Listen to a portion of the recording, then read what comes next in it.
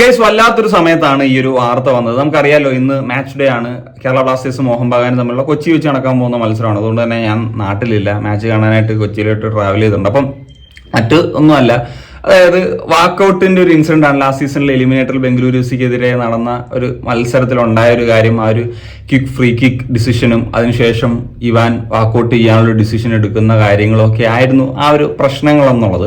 അപ്പം 4 കോടി ആണ് ഒരു പിഴ എന്ന നിലയിൽ AFF അടയ്ക്കേണ്ടത്, അല്ലെങ്കിൽ AFF വിധിച്ചത്. അപ്പം ഇതുമായി ബന്ധപ്പെട്ടൊരു അപ്പീൽ ബ്ലാസ്റ്റേഴ്സ് CASലേക്ക് പോയിരുന്നു. അതായത് സ്വിറ്റ്സർലൻഡിലെ court of arbitration and sports, അതാണ് CAS.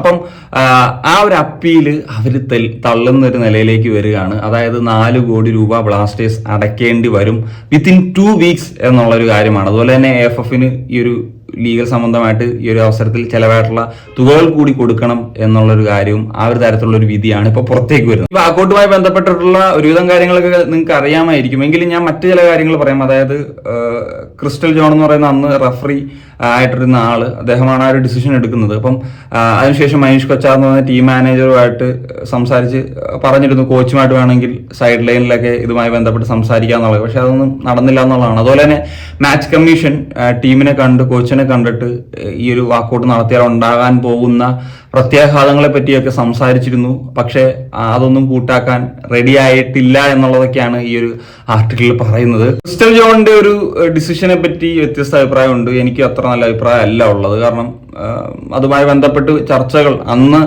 കുറെ അറിയാത്ത കാര്യങ്ങളാണ്. പിന്നീട് നമ്മൾ അതുമായി ബന്ധപ്പെട്ട് കഴിയുമ്പോഴത്തേക്കും അഭിപ്രായങ്ങൾ വ്യത്യസ്തം തന്നെയാണ്. പക്ഷെ ഇവാന്റെ ഒരു ഡിസിഷൻ, അതിനെപ്പറ്റി എനിക്ക് അത്ര നല്ല അഭിപ്രായമല്ല ഉള്ളത് എന്നുള്ളതാണ്. കാരണം ഇപ്പൊ ടീമിന് വന്നിട്ടുള്ള ഒരു പ്രശ്നം തന്നെ കണ്ടില്ലേ, അത് നേരത്തെ തന്നെ മാച്ച് കമ്മീഷൻ അങ്ങനെ ഉണ്ടാകാൻ പോകുന്ന പ്രത്യാഘാതകൾ എന്തൊക്കെയാണെന്നുള്ളത് മനസ്സിലാക്കി കൊടുത്താണ്. പക്ഷെ ആ ഒരു തരത്തിലേക്ക് ഡിസിഷൻസ് ഒന്നും എടുത്തില്ല. ആക്ച്വലി ഇത് നമുക്ക് ലൈഫിൽ എടുക്കാൻ പറ്റുന്ന ഒരു ഡിസിഷൻ ആണെന്നാണ് എനിക്ക് തോന്നുന്നത്. കാരണം എന്തെന്ന് വെച്ച് കഴിഞ്ഞാൽ, നമ്മൾ ക്വിക്കായിട്ട് എടുക്കുന്ന, അല്ലെങ്കിൽ ഒരു ഹീറ്റ് ഓഫ് ദ മൊമെന്റിൽ എടുക്കുന്ന, പെട്ടെന്നുണ്ടാകുന്ന ഒരു ദേഷ്യത്തിന്റെ പുറത്തെടുക്കുന്ന ചില ഡിസിഷൻസ് ചിലപ്പം ഫ്യൂച്ചറായിട്ട് നമുക്ക് ചിന്തിക്കുമ്പോൾ, ഫ്യൂച്ചറിസ്റ്റിക് ആയിട്ട് ചിന്തിക്കുമ്പോൾ അത് വലിയ ബുദ്ധിമുട്ടുകൾ നമുക്ക് ഉണ്ടാക്കും എന്നുള്ളത് നമുക്കറിയാമല്ലോ. ഇവാൻ 10 മത്സരം ബാൻ ഉണ്ടായിരുന്നു.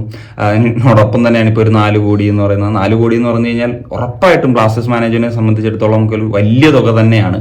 അപ്പോൾ അത് ഏത് തരത്തിൽ കണ്ടെത്തും എന്നുള്ളതാണ് ഇനി അറിയേണ്ടത്. കാരണം എന്ന് വെച്ചാൽ മിക്കവാറും എനിക്ക് തോന്നുന്നത് ബ്ലാസ്റ്റേഴ്സ് മാനേജ്മെന്റ് അല്ലേ, മിക്കവാറും മാനേജർ ചില പ്ലേയേഴ്സിനെയൊക്കെ സെല്ല് ചെയ്യാനുള്ള സാധ്യതയുണ്ട്. അതുവഴി ഈ ഒരു പണം കണ്ടെത്തുക എന്നുള്ള കാര്യമാണ്. ഇപ്പോൾ അടുത്ത വർഷത്തേക്ക് വരുമ്പോൾ ഒരു ബഡ്ജറ്റ്, ഇങ്ങനെ കാര്യങ്ങളൊക്കെ അതെങ്ങനെ ബാധിക്കും എന്നുള്ളതൊക്കെ ഒരു ചോദ്യചിഹ്നമായിട്ട് തന്നെ നിൽക്കുന്നു.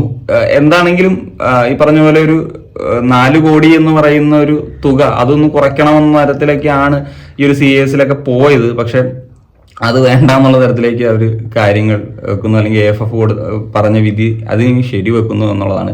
ഞാൻ പ്രതീക്ഷിച്ചിരുന്നു ചിലപ്പോൾ ആ ഒരു തുകയുടെ ഒരു കാര്യത്തിൽ ഒരു 2 കോടി 1 കോടി എന്നുള്ള നിലയിലേക്ക് ആകും എന്നുള്ളത്. കാരണം ISL ക്ലബ്ബുകളുടെ നിലവിലത്തെ സിറ്റുവേഷനൊക്കെ വെച്ച്. പക്ഷെ ഈ ഒരു കാര്യം ചെയ്യുന്നതെന്ന് വെച്ച് കഴിഞ്ഞാൽ, വാക്കൗട്ട് എന്നൊക്കെ പറയുന്നത് ഉറപ്പായിട്ടും വളരെ തെറ്റായിട്ടുള്ള ഒരു കാര്യം തന്നെയാണ്. അപ്പം അത് പ്രൊമോട്ട് ചെയ്യാൻ അവർ ആഗ്രഹിക്കുന്നില്ല എന്നുള്ള തരത്തിൽ തന്നെ ആയിരിക്കും അങ്ങനെ CAS ആ ഒരു തരത്തിലേക്കൊക്കെ കാര്യങ്ങൾ പോകുന്നത്. ഏതായാലും സംഭവിക്കാനുള്ളതൊക്കെ സംഭവിച്ചു, അതാണ് പറയാനുള്ളത്. ഇനി ഇങ്ങനത്തെ ഡിസിഷൻസ് ഒന്നും ആരും എടുക്കാതിരിക്കുക എന്നുള്ളൊരു കാര്യമുണ്ട്. പിന്നെ ഈ ഒരു VARന്റെ കാര്യങ്ങളൊക്കെ ഇപ്പോൾ ചർച്ചയായിട്ടൊക്കെ നിൽക്കുകയാണല്ലോ. ഈ പണം അവിടെയെങ്കിലും AFF ഇൻവെസ്റ്റ് ചെയ്യട്ടെ ഞാൻ ആഗ്രഹിക്കുകയാണ്. So that's it guys. അപ്പോൾ ഇതൊക്കെയാണ് പറയാനുള്ളത്. നമ്മുടെ ബാക്ക്ഗ്രൗണ്ട് സാധാരണ രീതിയിലല്ലാത്ത സെറ്റപ്പ് ഉണ്ട്. അപ്പം ഞാൻ പിന്നെ ഫോണിലൊക്കെയാണ് ഷൂട്ട് ചെയ്യുന്നത്. അപ്പം അതിൻ്റെതായിട്ടുള്ള ബുദ്ധിമുട്ടുകളൊക്കെ ഉണ്ടെങ്കിൽ ക്ഷമിക്കുക. So that's it guys. അപ്പം നിങ്ങളുടെ ഒപ്പീനിയൻസ് ഉറപ്പായും കമ്പോസ് കാണിക്കുകയാണ്.